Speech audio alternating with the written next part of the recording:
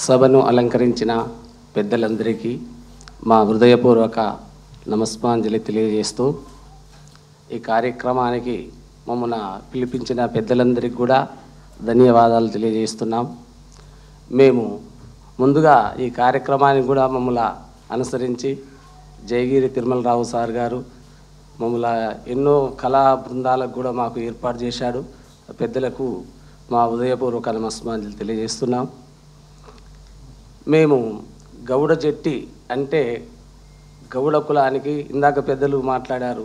ఆశ్రిత కులం అన్నా తప్పే, ఉపకులం అన్నా తప్పే అంటారు. ఏ కులం అనకుండా మమ్మల్ని గౌడ చెట్టి అంటే మేము ఎంఆర్ఓ ఆఫీస్కి పోయి మాకు సర్టిఫికెట్ ఇవ్వమంటే మీదేం కులం అంటే మేము ఈ వృత్తి చేస్తున్నాము, గౌడ కులంలో ఉన్నాము. గౌడ జట్టి అనేవాళ్ళు అసలు గవర్నమెంట్నే లేదు. మీకు ఎట్లా ఇవ్వాలి సర్టిఫికెట్? మా పిల్లలు చదువుకోవడానికి కూడా ఇబ్బంది ఉంది. అరే మా గౌడ జట్టి కులం మేము మీ ఊరికి పోయి మిమ్మల్ని తెలుసుకున్నామంటే అడుక్కునే వాళ్ళు అంటారు. అడుక్కునే వాళ్ళంటే మేము గౌడ కులాన్ని అడుక్కునే వాళ్ళం కాదు, గౌడ పూజారులం. గౌడ చెట్టి వాళ్ళంటే గౌడ పూజారులం. వాళ్ళ కుల పురాణం, గౌడ ఎలా పుట్టిండు, అసలు వాళ్ళు కాటమయ్య పండుగ, కంఠమామేశ్వర స్వామి పండుగ, ఎల్లమ్మ తల్లి పండుగ ఎందుకు చేస్తున్నారు, ఆ కొలుపు కొలుస్తూ అల్ల వాళ్లకు బ్రహ్మత్వము చేస్తాను. పూజారులుగా బ్రాహ్మణుడిగా పూజింపబడుతున్నాం. అక్కడి వరకే. తర్వాత మమ్మల్ని అనుసరించే వాళ్ళు లేరు. అందరు హైదరాబాద్ పోయిన్లు, ఈ వృత్తులు నడుస్తలేవు అంటే ఇప్పుడు మాకు జీవన ఉపాధి కూడా లేకుండా అయిపోయింది. చదువుకుంటానికి సర్టిఫికెట్ లేకుండా అయిపోయింది. ఉండటానికి కూడా ఇల్లు లేవు. గవర్నమెంట్ నుంచి ఎలాంటి సహారం లేదు. కళాకారులుగా పుట్టి ఇది కృతాయుగము, త్రేతాయుగము, ద్వాపారం, కలియుగం. ఈ కలియుగం ఆరంభంలో అన్ని కులాలు జన్మించినాయి. అప్పుడు మేము పుట్టినాము. అప్పుడు మేము పుట్టినప్పుడు ఈ గౌడవారికి ఈ పురాణం చెప్పడానికి అంటే అప్పుడు మా తాతలు చదువుకున్న వాళ్ళనే చెప్పడం జరుగుతుంది.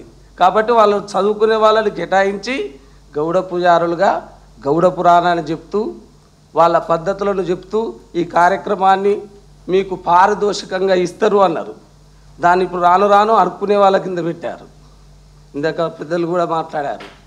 అడుక్కోవటం కాదు, పారితోషికంగా ఇచ్చేది. దాన్ని అడుక్కునేది చేసిండ్రు. అడుక్కునేది కూడా లేదు, అసలే లేకుండా అయింది. ఇటు లేకుండా అటు లేకుండా అయింది. మాకు జీవన ఉపాధి గడవటం లేదు. ఇప్పుడు ఏం చేయాలో మేము ఎటు పోవాలి? గౌన్లలో పోతే మీరు మమ్మల్ని అడుక్కునేటోళ్ళు అంటారు. గవర్నమెంట్ కాడికి పోతే అడుక్కునేటోళ్ళు ఎక్కడితే మీరు ఏం కులం అని వీళ్ళు అడుగుతాను. అటు చదువు లేదు, ఇటు జీవన ఉపాధి లేదు. ఎటు కాకుండా మేము నిలబడిపోయినాము. గవర్నమెంట్ వాళ్ళు మాకు సహకరించి మా కులాన్ని గుర్తించి పెద్దలందరూ మేము పురాతన నుంచి తాత తండ్రుల నాటి నుంచి కూడా ఈ వృత్తే చేస్తున్నాము. ఇగో ఇది పటం. ఈ పటంలో గౌడవారి చరిత్ర ఉంటుంది. అంతే ఇదివరకు పురాతనలో తాళపత్రాల మీద ఉండేది. దాన్ని పురాణం చెప్తూ ఆ ప్రకృతిని బట్టి తాడి చెట్లు అంటే ఇట్లా ఉంటాయి, అది సర్పము, ఈ గౌన్లు, కమరుణ్య మహర్షి అని ఈ పురాణాన్ని మొత్తం కూడా చిత్రీకరించి ఈ పటాలు నకాష్ వాళ్ళు వేసేది.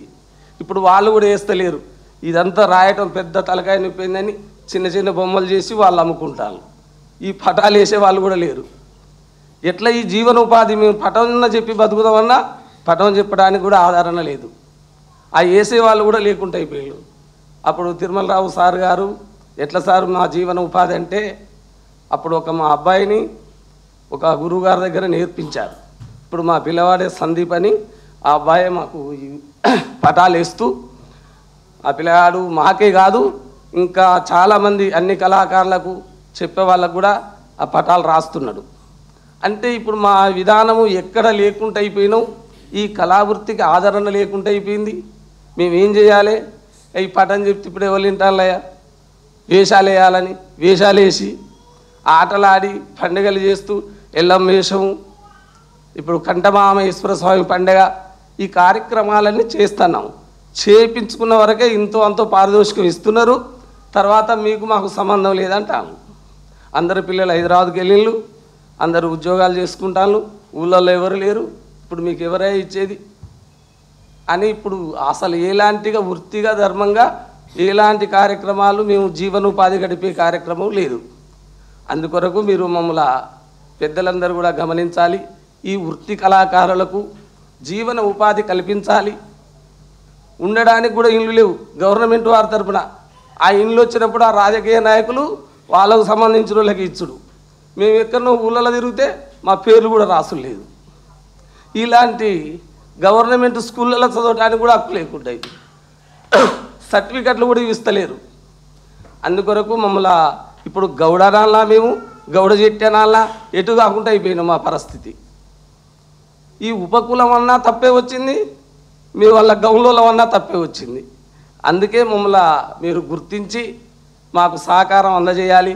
మా పిల్లల్ని కూడా చదువుకునే విధంగా మా గౌడ జట్టి కులంలో గవర్నమెంట్ ఉద్యోగం చేసే వాళ్ళే లేరు. అంటే మేము ఎంత వెనుకబడి ఉన్నామో మీరు ఒకసారి గమనించాలి. మేము ఏం చేయాలన్నా మాకు ఉపాధి లేకుండా అయిపోయింది. ఇటు కష్టం చేయడం కూడా చేత కాదు మాకు. ఎందుకంటే ఈ ఇళ్ళల్లో పోయి అడుకోవటం కథలు చెప్పడం మొదలైంది కదా. ఈ కష్టం అలవాటు వ్యవసాయం పని కూడా రాదు. అప్పుడు ఇంకా మా వాళ్ళు ఏం చేసిందంటే అప్పుడు ఇళ్ళకి వెళ్తే మంచిగా భోజనాలు పెట్టి కథలు చెప్పించుకొని సంతోషంగా సాగనంపేది ఆడబిడ్డల్లాగా. అప్పుడు మా వాళ్ళు సమరపడ్డారు ఇదే ఆస్తులని. ఓ భూములు కొనుక్కున్న వాళ్ళు కాదు, గవర్నమెంట్ వాళ్ళు కూడా ఇచ్చిన వాళ్ళు కాదు. ఏది ఇప్పుడు కొనడానికి చేత కాదు, తిరగడానికి కూడా చేత కాని స్థితిలో ఉన్నది మా కులం. ఒకసారి మీరు పెద్దలు గమనించవలసిందిగా మేము కోరుకుంటున్నాం. ఎందుకంటే ఈ బాధ మీలాంటి వాళ్ళు సహకరిస్తేనే పెద్దలు కొంచెం మాకు ఉపాధి కల్పించాలి. పిల్లలు చదువుకోవటానికి కానీ మేము ఉండడానికి కానీ మేము ఈ వృత్తి పని చేయడానికి కూడా ఈ పరికరాలు మాకు లోన్లు కానీ ఏమన్నా మాకు ఇవ్వాలని మీ పెద్దలందరికీ కూడా ధన్యవాదాలు తెలియజేస్తున్నాను.